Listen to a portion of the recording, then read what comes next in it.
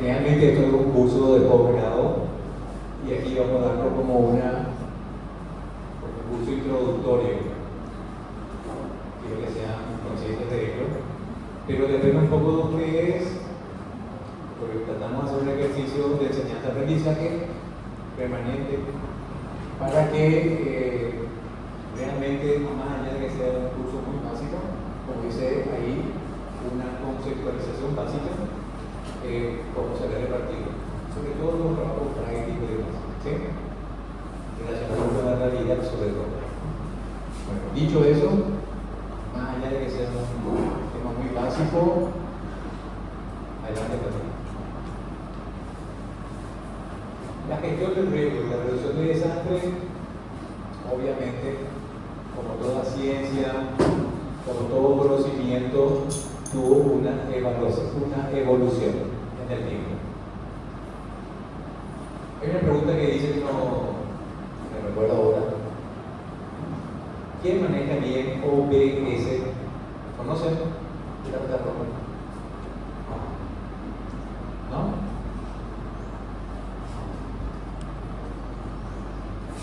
Mauri, ¿vos manejas?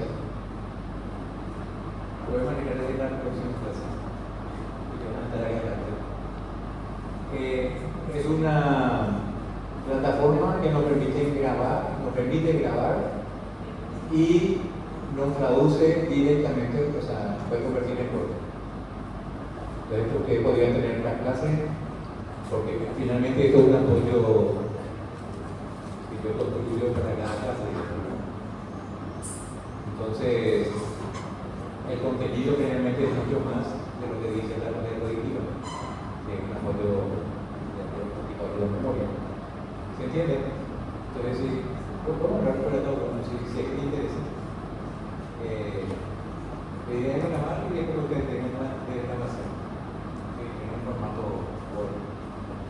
Yo te repito la aplicación.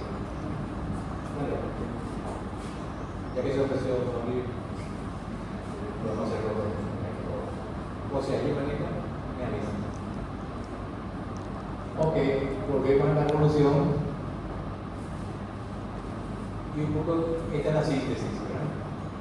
Hasta el año 99, sobre todo, ahí habla de siempre habla de emergencia. Y el Estado, en general, en Latinoamérica y en varias partes del mundo, no contemplaba el tema de la emergencia o de salud. Se consideraba emergencia a una situación caótica, ¿verdad?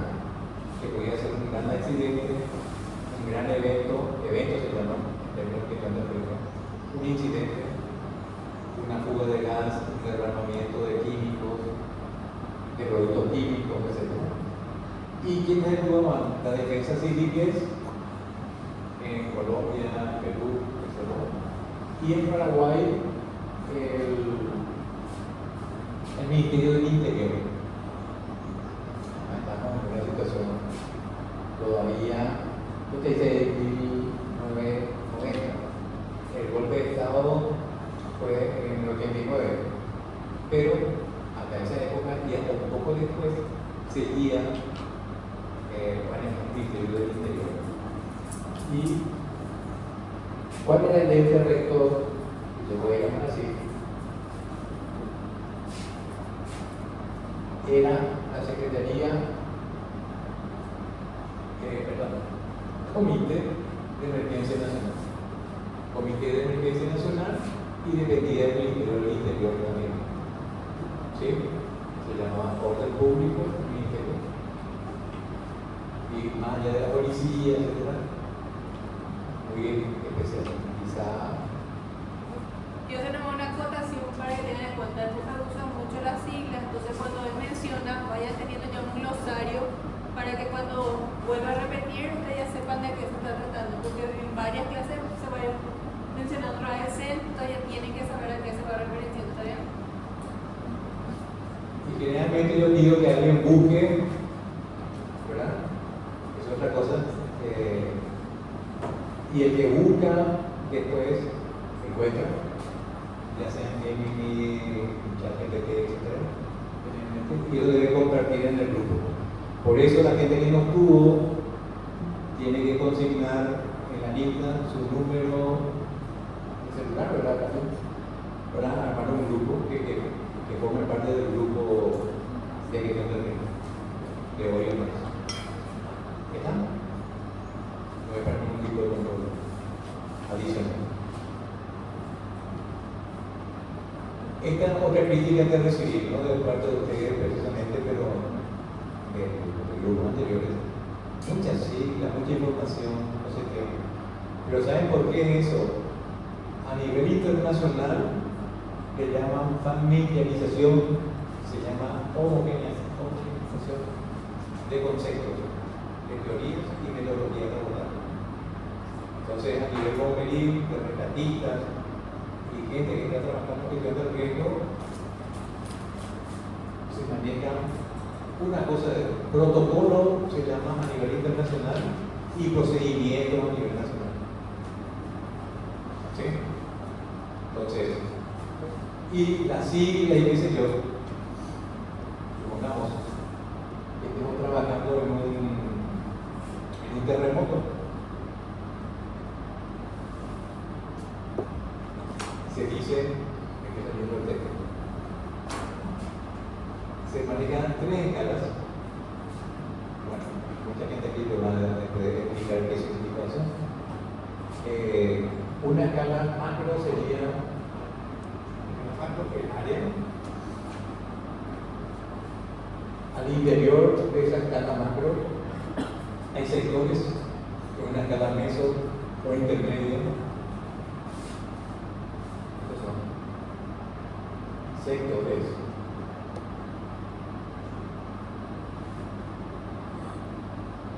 Y al interior de cada sector hay sitios específicos. Esto no es un detalle, pero estoy explicando nada más que. ¿Se entiende lo que estoy hablando? ¿Sí? Entonces, si yo estoy en Turquía, en la China, donde sea, o en Argentina, en Bolivia, todo el mundo habla área, sectores, sitio. No sé, cuando dice él que viene de Indonesia, ¿en qué zona me voy?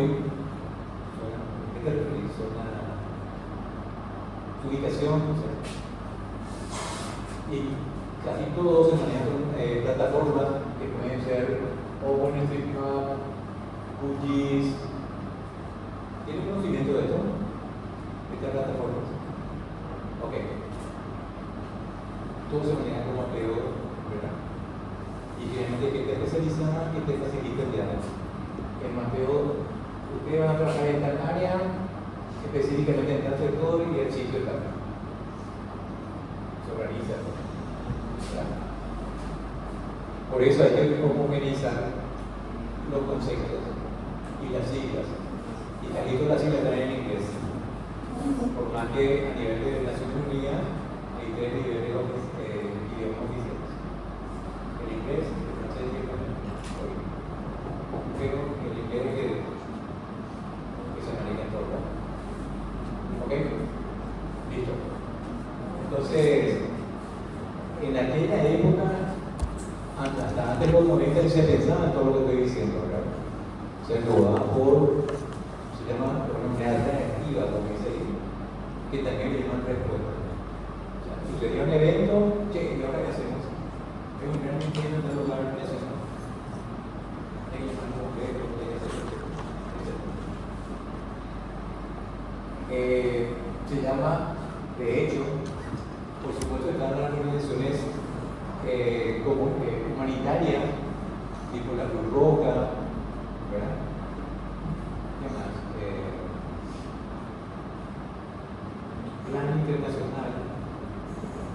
Hay varias gente, varias organizaciones humanitarias que estuvieron trabajando siempre sobre la Cruz Roja, que es la más conocida, ¿verdad? Cruz Roja.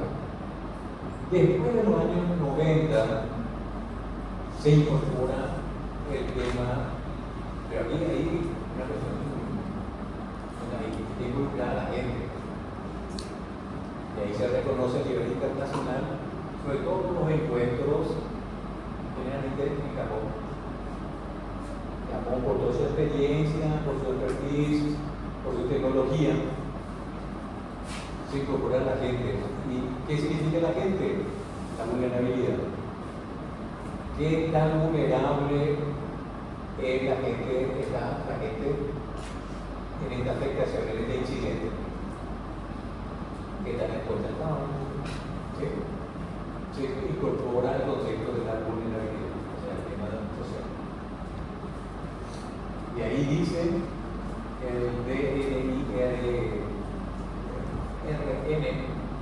es una sigla que está traducida, que es hablan del decenio de las emergencias y los desastres a nivel mundial.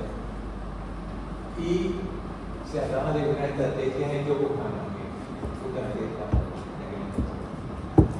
La estrategia de Japón, se hablaba de un ciclo de desastres. ¿Qué significa el ciclo de desastres? Significa dividir la realidad en compartimientos dinámicos. Entonces se hablaba de un antes, de un durante y un después. Van a ver que vamos a terminar después con la gestión del riesgo, que ya se maneja con un criterio que le llaman la singularidad retroactiva, que no tiene ni principio ni final. El antes puede estar acá, el durante se va mezclando, etc. Y por eso se llama una espiral evolutiva. Todavía no en eso después. Pero en los años 90, como decía, se incorporaba la gente, pero se hablaba de un antes, un durante y un después. Ese es el ciclo que empieza en aquel entonces. Y se comenzaba a hablar de mitigación, obras físicas. En Paraguay se hablaba mucho del tema de inundaciones, ya estamos traspasando el gobierno democrático, sobre todo a nivel municipal, y a de la Asunción asume el primer gobierno democrático municipal elegido por el pueblo. Significa eso. En el año 91, y ese gobierno envió a la República. Y hoy se supone que los 263 municipios se están manejando de esa manera, se supone. Pero en aquel entonces, ¿de qué se hablaba en Asunción? No sé si ustedes escucharon. ¿Cuántos años se llevó? 90. ¿Qué más nació?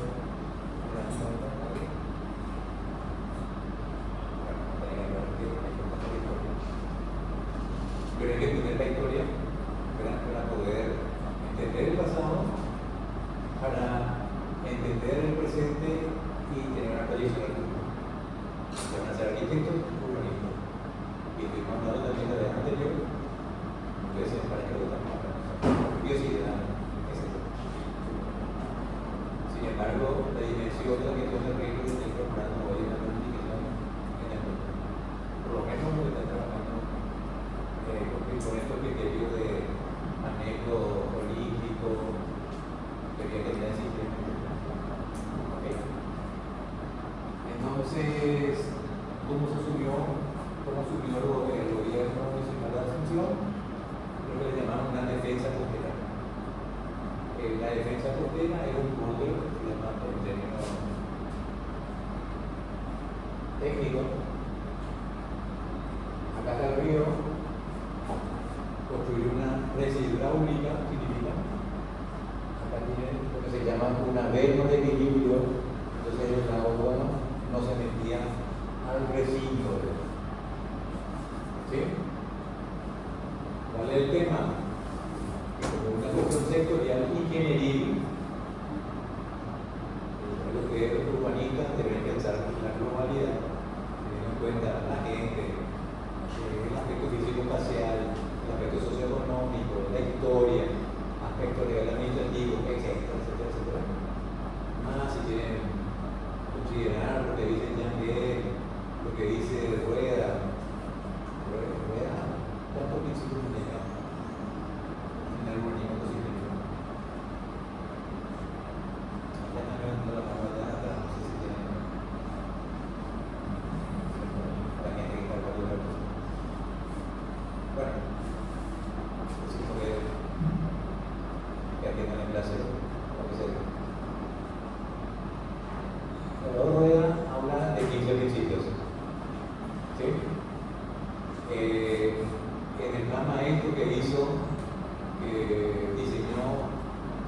año pasado por la para Asunción, la actualización. De hecho, él trabajó con cuidado. Y no sé por qué le robar. Simplemente lo que quiero decir es que metodológicamente no solamente trabajó con cuidado, sino que aportar lo que esos 15 principios 13 utilizaron para la de Asunción para actualizarla hace 2 años. Y otra vez. Sí, 2024.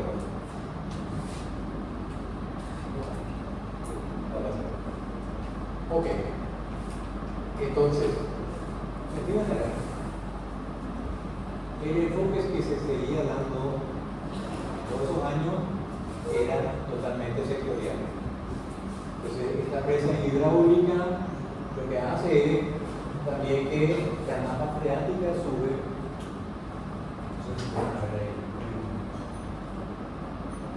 Y eso que decían los urbanistas,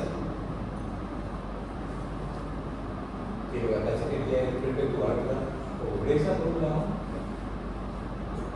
o sea, dejar a la gente tan conectada y que ellos saben que se hacen así, pero eso es mi opinión. No hay que ver.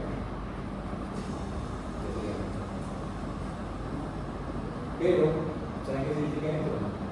Que la sube la masa de pobreza. ¿Qué piensan que los talleres humanos? O sea, ¿cuántos vienen a probar ese gobierno? ¿Sí? Voy a entrar más en detalle. Entonces, ahí se comienza a discutir, en un pequeño paréntesis, ya en los años 92, no, eso debería darse una concepción integral de la tecnología, considerando no solamente el ser humano, que ya se incorporó ahí, sino que había que pensar, no solamente en innovación. No se hablaba todavía de sostenibilidad, ni mucho menos. Debería que alguien, o si puede ir buscando la diferencia que hay entre desarrollo sustentable y desarrollo sostenible.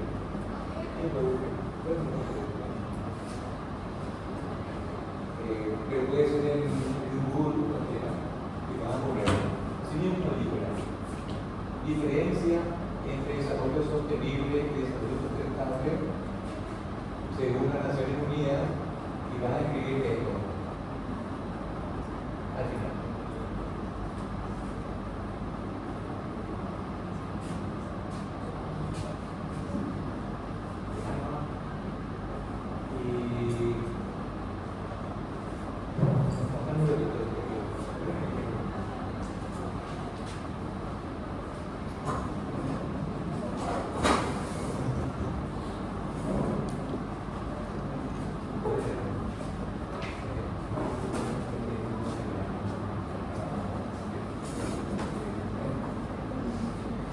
Desarrollo sostenible impulsado por la ONU y la Agenda 2030 busca satisfacer necesidades actuales equilibrando economía, sociedad y medio ambiente.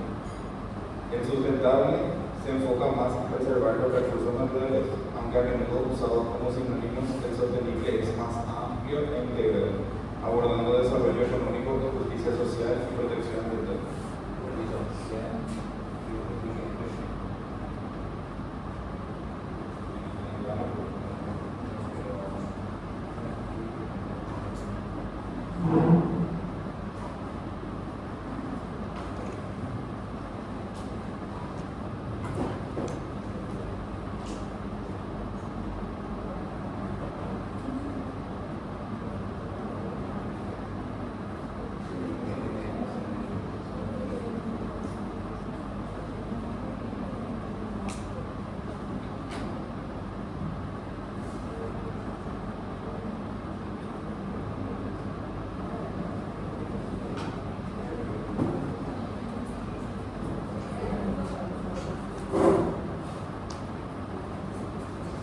Por favor, se discutió de los años 92, que hubo una cumbre de la Tierra en Río de Janeiro, donde se hablaba de desarrollo sustentable.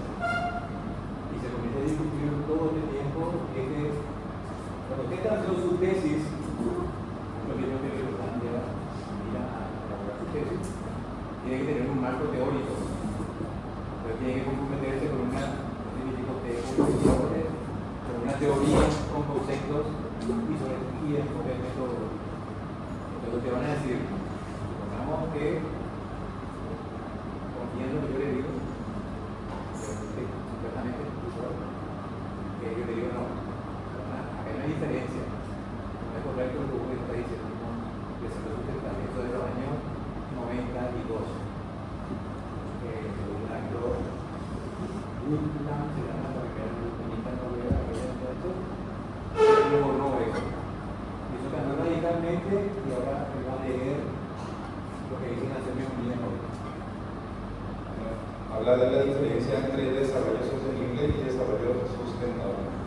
De acuerdo con las Naciones Unidas, la diferencia que existe entre desarrollo sostenible y desarrollo sustentable es que el desarrollo sustentable es el proceso por el cual se preserva, conserva y protege los recursos naturales para beneficio de las generaciones presentes y futuras sin tomar en cuenta las necesidades sociales, políticas y culturales del ser humano. Mientras que el desarrollo sostenible es el proceso mediante el cual se trata de satisfacer las necesidades económicas, sociales, de diversidad cultural y de un medio ambiente sano de actual generación, sin poner en riesgo la satisfacción de las mismas a las generaciones futuras.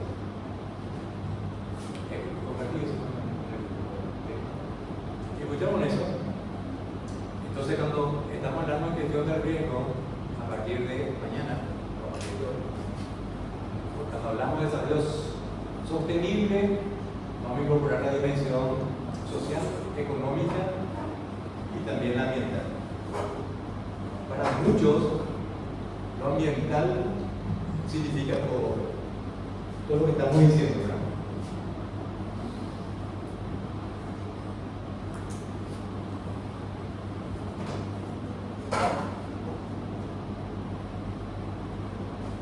Realmente toda una escuela, ¿verdad?, que hablan de que el ambiente incorpora dos subsistemas. Es un sistema ambiental. Hay dos subsistemas, el ambiente cultural, ¿verdad?, y el ambiente natural. Y eso se traduce en cristianismo de esta manera. No es lo mismo trabajar, decía el otro día, en Guairá o en el Chaco, en Filadelfia. ¿Sí? Entonces, las culturas que conviven en Filadelfia son totalmente las que conviven en Guairá o Filadelfia. El ecosistema es diferente. ¿Sí? Entonces, eso es el ambiente y esa es la realidad. Y ustedes lo van a hacer como humanistas, especialistas, como que eran muy básicos. En gestión del riesgo, van a tener que tener en cuenta esa consideración y si incorporan todas estas dimensiones, se va a llamar desarrollo sostenible. Y si miramos solamente en la N, va a ser desarrollo sustentable. Porque él no le dio un énfasis, pero decía, solo, el desarrollo sustentable solo apunta a conservar, preservar los recursos naturales. Ese es el nuevo concepto que está sumado. O sea que desarrollo sostenible no es lo mismo a desarrollo sustentable.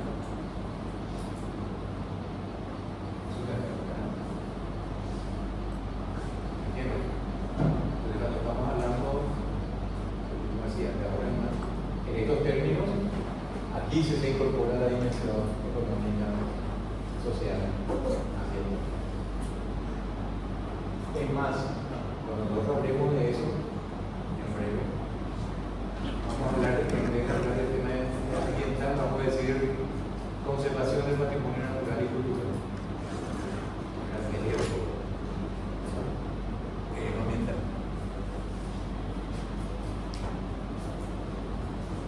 Entonces volvemos. Antes de los 90, totalmente emergencista, la respuesta, luego se incorpora el ser humano y se comienza a pensar en normas físicas y con la defensa costera, qué sé yo, sin tener en cuenta otros aspectos que no se sean el tema económico, el tema ambiental, que tiene que ver con la conservación. Y finalmente, del año 2000 hasta ahora, de 16 años, se incorpora el tema, hoy, el marco de la ley. ¿Quién ya hizo? Ahora no voy a esto, lo que dieron Riego Juan. ¿Quién estuvo en Riego Juan? ¿Quién estuvo? Riego Juan. Bueno, yo no creo que haya una diferencia, pero sí las hay, con lo que dice el profesor de herramientas, que se debe dar una cuestión de enfrentar criterios y lo que tenía que asumir un marco teórico. Ustedes pueden no concordar conmigo en su tesis, ¿verdad? En su trabajo práctico, pero debería fundamentarse y que la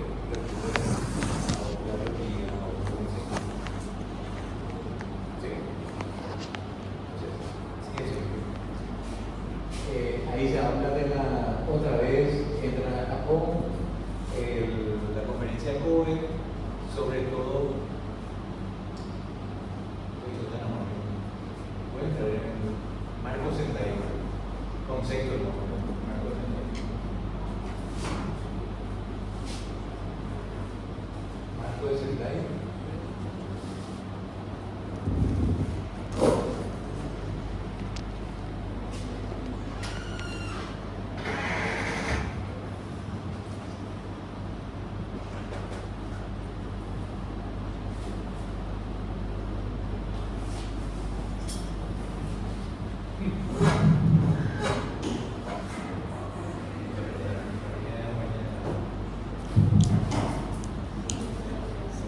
El marco de Sendai para la reducción del riesgo de desastre 2015 a 2030 es un instrumento internacional no vinculante aprobado por la ONU que guía a los países en reducción de la vulnerabilidad y el riesgo de desastres.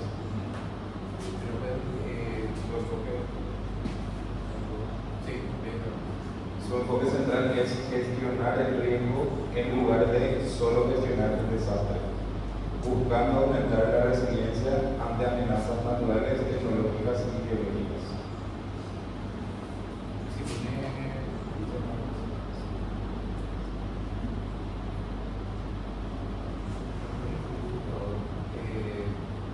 ¿Cuáles son las variables que se manejan?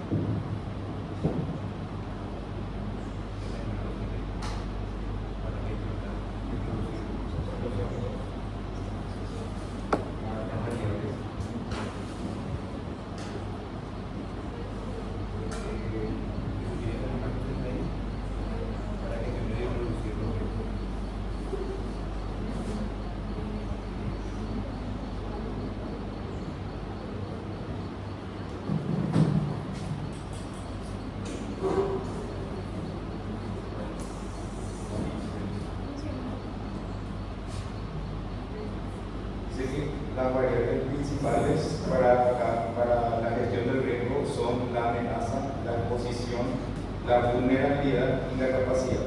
Y habla de cada uno. Muchas gracias. Yo acá traduje lo que él acaba de leer en este cuadrito. Fíjense que nosotros dijimos que hasta atrás del momento se incorporó el aspecto de la vulnerabilidad. Posteriormente se comenzó a hablar de la capacidad para la gestión a modo de riesgo. La amenaza siempre es fija. ¿En qué sentido? La amenaza tiene que ver con los fenómenos adversos que se producen. O sea, uno puede cambiar la inundación, la sequía. ¿Verdad? Vamos a complejizar después el tema, pero hoy a nivel teórico se puede decir de que hay amenazas naturales, socionaturales y totalmente antrópicas. ¿Sí? Eso dice la teoría convencional, tradicional. Sin embargo, van a ver después de que hay expertos tipo Abel, que dije el otro día, Macri,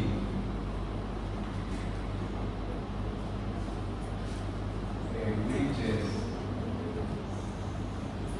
y otros, Bridges, Show.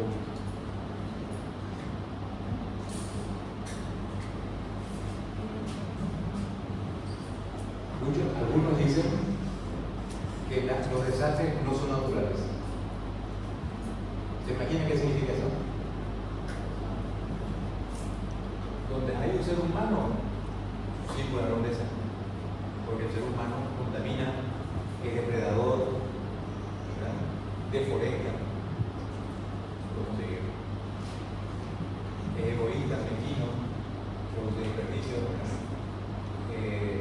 Yo consumo esto, tiro a la basura. Y vos pobre que caminando una manera. Por eso cuando hablamos de desarrollo sostenible, vamos a hablar de la equidad social, del crecimiento económico. No estoy hablando en términos ideológicos, estoy hablando en términos de filosofía de vida, totalmente a nivel de concepto, para que ustedes vayan formando justamente un compromiso con su marco teórico. ¿Sí? Entonces, la amenaza explica, como decía, fenómeno adverso, un incidente que se puede dar. ¿Qué tan vulnerable es la gente a ese incidente, a ese evento? Vamos a poner una ilustración. Pobre niñito que se fue el otro día. Después de que yo estaba llegando a la facultad con el salud y los compromisos que tenía acá. Totalmente vulnerable el chico, sale sin ningún nivel de protección. Las autoridades ni siquiera han señalizado que está sucediendo debajo del agua, etcétera, etcétera. Muy vulnerable. La sociedad, la población, el vecindario, vulnerable. Se va a través de las compras. No había capacidad de respuesta. O sea, de repente desapareció. No había capacidad de respuesta ni de la comunidad. No estaban preparadas para el efecto. Mucho menos las autoridades municipales, departamentales y nacionales. Tenemos tres niveles de gobierno, o sea, como les dije el otro día. Está claro acá. Lo que sugiere, lo que acaba de leer, el Marco Sentai, que es un tratado internacional, que se incorpore la exposición al evento que está ocurriendo, y la respuesta a tanta gente, que se mira eso, que se contemple esa variable, y habla de la resiliencia que tiene que ver con la adaptación. ¿Se acuerdan que hablamos, no sé qué, quién me dijo que hicieron un cambio climático? ¿Quién hicieron un cambio climático? Hablen. ¿Qué cosa, profe? ¿Quién estuvo en la clase de cambio climático? Nadie lo vio. Me hicieron una otra materia. ¿Lo hiciste? ¿Y tu socio? Gracias a veces. Bueno.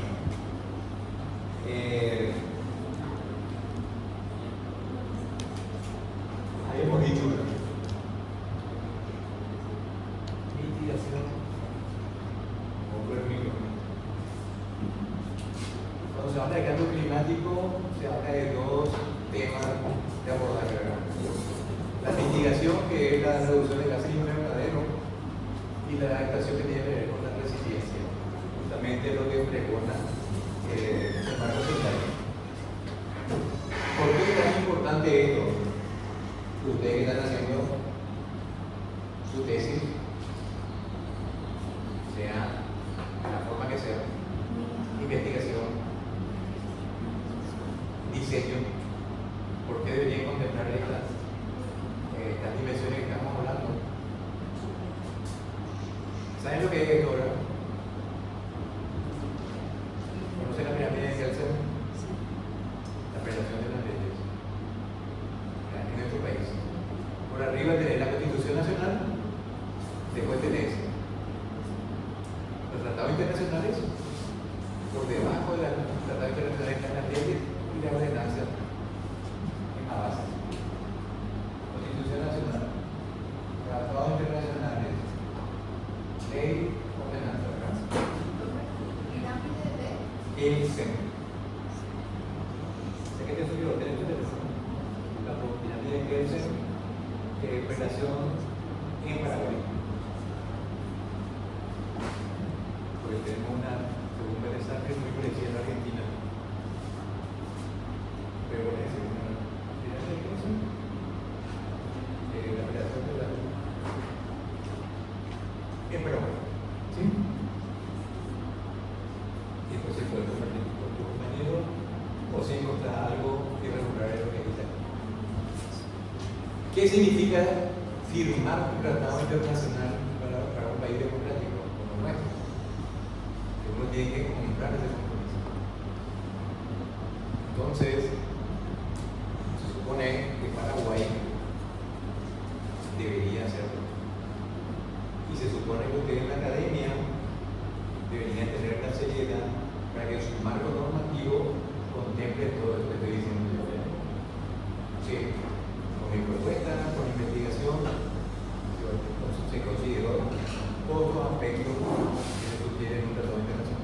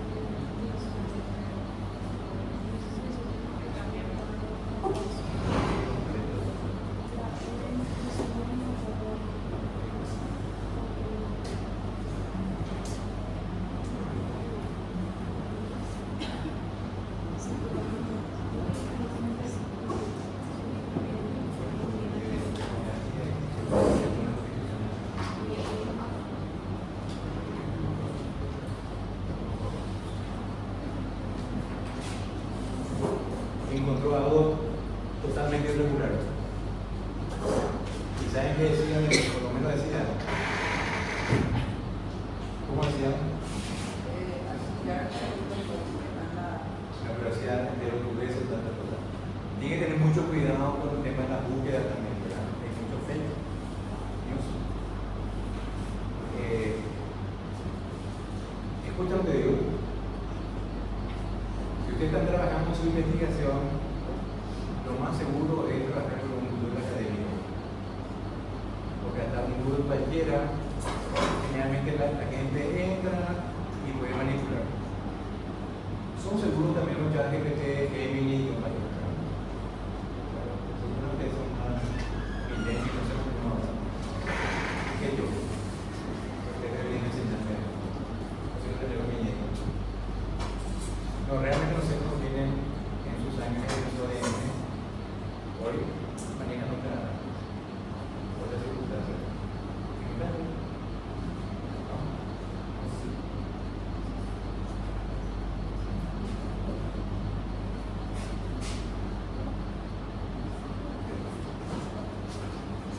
Bueno, aquí encontró algo que puedo compartir con su compañía. Y dice, en su búsqueda por ello varias cosas raras. Esta con obra de Pedro Cocina que se llama política propietaria. Pero por estas cuestiones nadie es confundido. Uno puede estar no de acuerdo con su gobierno, etc. Pero en la academia deberíamos ser serios. Estamos investigando, no podemos tomar partido partidario para la expresión en situaciones como esta. Me gusta Santi, y yo voy a decir que el gobierno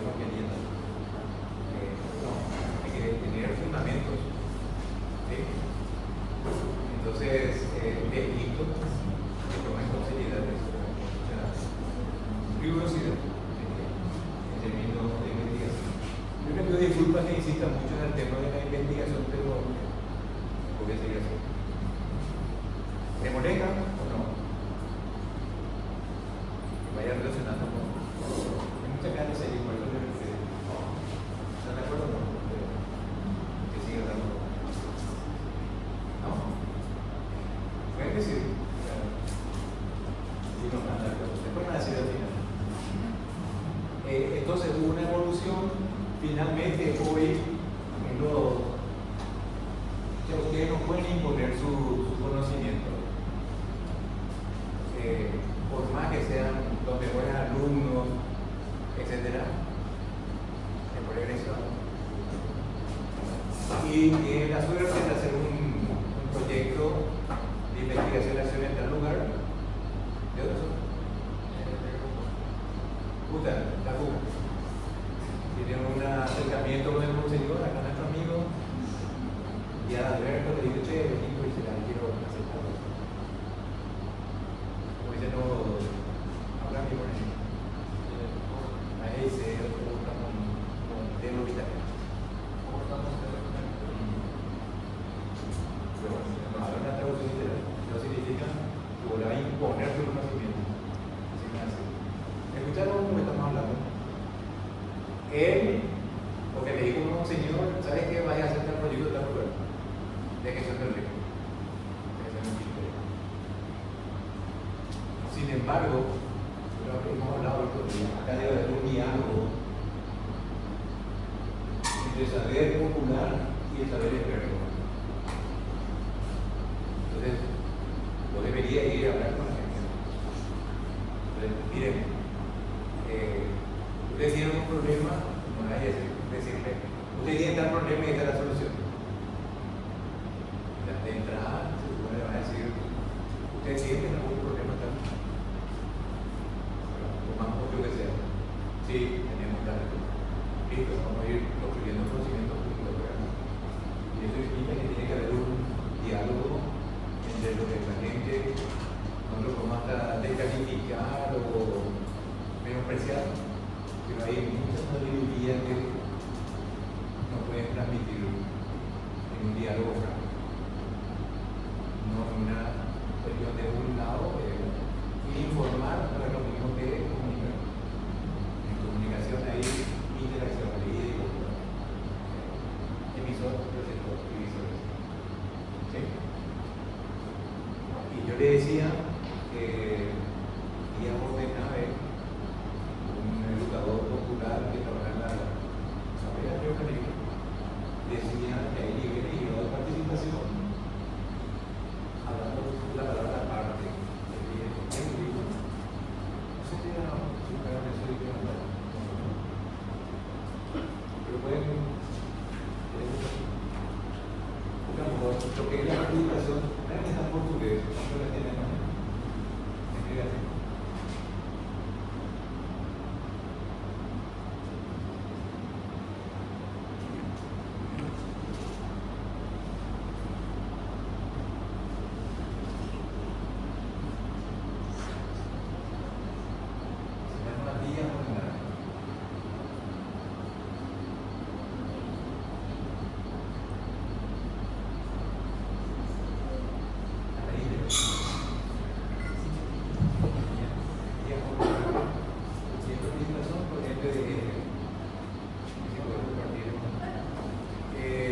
Es muy interesante el librito ese y te habla de niveles y grado de participación, ¿verdad?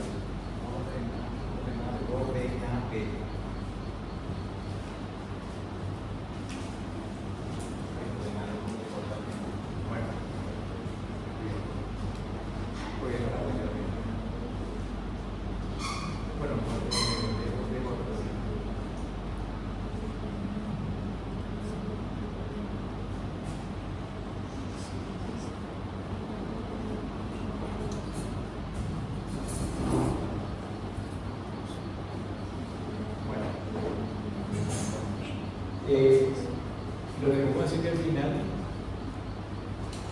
de lo reactivo se llega en la actualidad a lo proactivo y eso implica considerar todo lo que comentó el compañero con respecto al hay que mirar de la realidad compleja de esta manera, como es, considerando la prioridad, la capacidad de la posición, la expresión, y control libre, va a compartir con. Por otro lado, ahí se introduce el enfoque de reducción de riesgos. Van a encontrar que algunos dicen habría que evitar el riesgo. Yo le decía el otro día en una conversación que tenía con los compañeros de que el momento que hay una experiencia antrópica, ¿verdad? El ser humano está metido es casi imposible. Si se puede reducir, se puede mitigar. Y ese concepto que produce el marco central. ¿Sí? El concepto de reducción de riesgo y incorpora, o sea, pone énfasis en el desarrollo. Por eso que estuvimos hablando aquí de que si existe diferencia, había sido hoy entre desarrollo sostenible y desarrollo sostenible. Y hay otra cosa fundamental, así como estaba hablando, más allá de eso, a mí que con un señor, ya antes decían los investigadores, mi objeto de investigación son la gente de este lugar. Hoy se habla de una relación sujeto-sujeto. Ambos aprenden, ambos enseñan. Y eso se llama investigación, acción participativa. Entonces incorpora ahora y eso implica la resiliencia de la comunidad que tiene que ver con la adaptación. Es un marco totalmente general que es lo que vamos a hablar en todo el proceso. ¿Se entiende lo que hablamos? ¿Sí?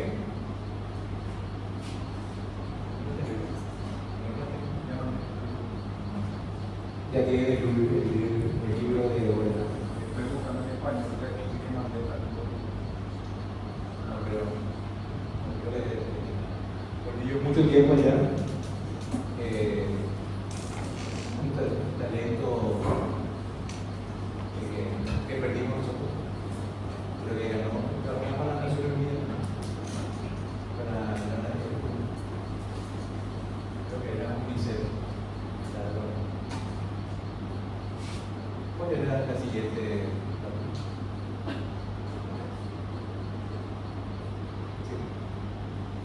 Ok. Una más.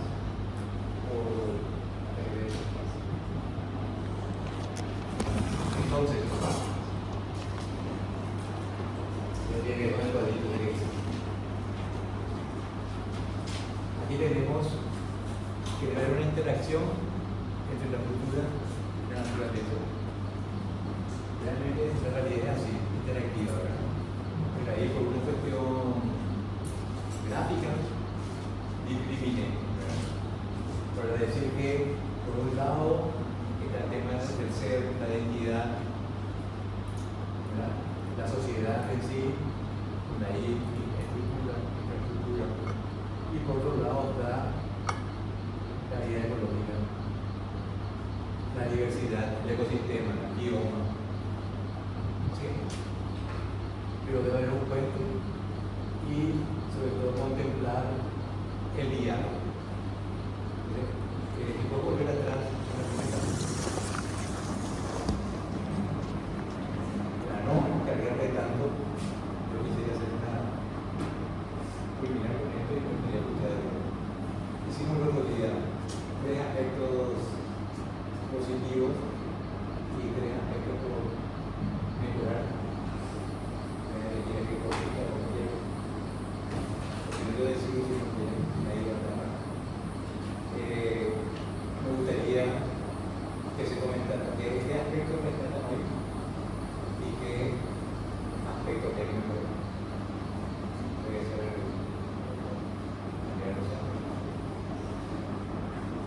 no le llega ese tema.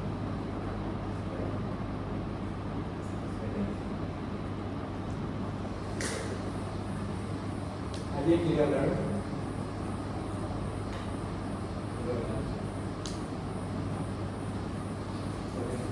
Sí, micrófono.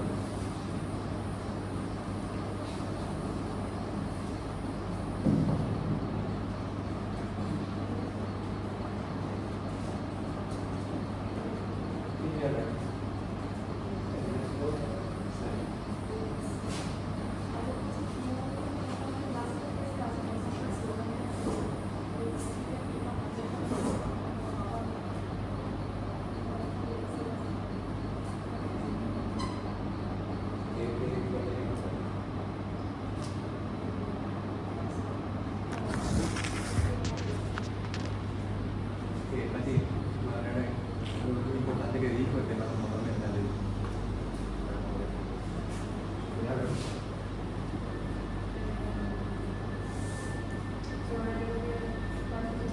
¿Cuáles son aspectos referenciales importantes de eso?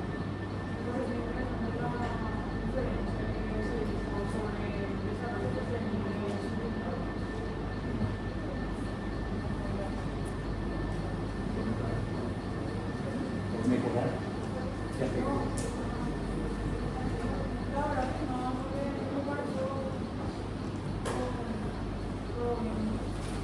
A mí me parece muy interesante la forma en que estoy desarrollando la clase, sobre lo que siento que son momentos donde se te escucha bien por la distancia del micrófono, pero afuera de eso fue bastante interesante la clase porque aparte de la diapositiva fuiste agregando cosas, datos, por ejemplo, yo no como estas dinámicas de lugar, cosas de clase, pero no se te escuchaban tampoco. Digo, los compañeros. Pero te pediría que la próxima también me digan, ¿verdad? Porque se escucha, ¿no? Por eso no me doy cuenta de lo que no. ¿Alguien por acá? ¿Ustedes?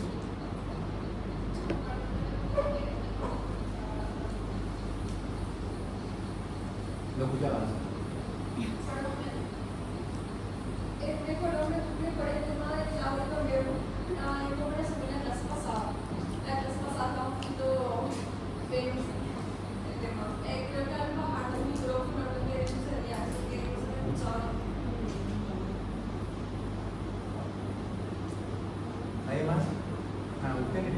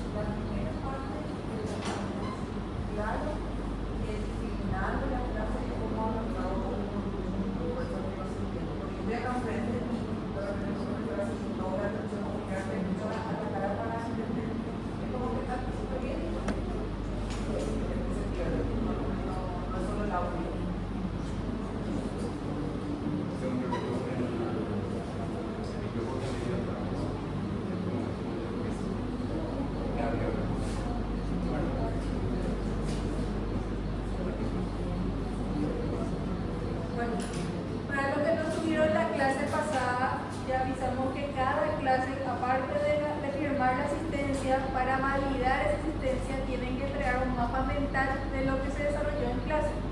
En la plataforma se va a habilitar, cuando lo esté habilitando el espacio de entrega, hay una actividad que dice mapa mental. En cada clase al terminar va a figurar la fecha de ese día, ustedes ahí tienen que subir el mapa mental correspondiente, tienen que poner su nombre completo, su número de cédula y número de celular por cualquier cosa, ¿está bien? Y agregando el mapa mental. ¿Qué porcentaje es la asistencia? Y lo mínimo es el 70%. Porque es que en la clase pasada yo personalmente no vine por el hecho de que era que se había sacado comunicado que en las clases de optativas iban a empezar este lunes recién y había sido las optativas de salida que empezaron la semana pasada. Entonces, realmente fue una confusión grande. El tema es que tienen que saber, las optativas de salida son obligatorias. Las optativas libres sí son, digamos, fluctúan porque depende de los inscritos, pero las de salida son obligatorias y comienzan las materias obligatorias y y también siempre sí o sí la de salida. Entonces, pero realmente fue un comunicado un poco confuso, así que vamos a considerar esta, que no sea tan obligatoria en la primera clase. ¿Ven? Profe, yo no estoy en el grupo todavía tampoco. No sé si compartieron el enlace o bien si pueden poner su número ahí en la lista. Ahí yo le voy a ir agregando al grupo.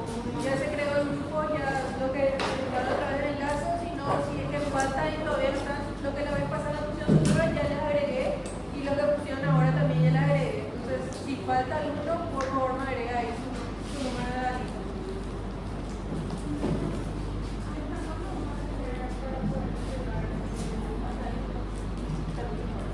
Hasta el próximo martes tienen para entregar el mapa mental, ¿sabes? ¿En qué formato puede ser? PDF. PDF. Pero una foto puedo sacar y Se puede. O pueden usar Canva o cualquier programa que les sea factible para poder hacer lo mejor posible. De hecho, es una práctica también